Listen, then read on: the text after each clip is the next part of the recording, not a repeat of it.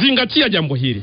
Jehova wa Agano la Kale ndiye Yesu Kristo wa Agano Jipya. Kwa hiyo tabia za Jehova ndizo hizo za Yesu, kwa sababu ni mtu yule yule.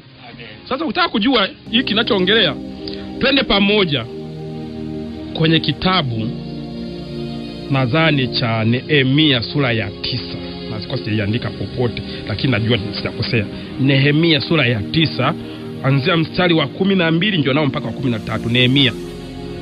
Tuangalie tabia za Jehova, alafu nitakuuliza maswali matatu mawili ndugu yangu, na unanisikiza na kulonga, alafu utafuta kwenye haya maswali utapata majibu.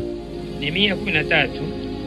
Nehemia 9 12 13. Zaidi ya hayo ukawaongoza kwa nguzo ya wingu. Sasa huyu Nehemia anaongea na Mungu kwenye maombi. Anamwambia Mungu, wewe uliwaongoza Israeli kwenye nguzo ya wingu.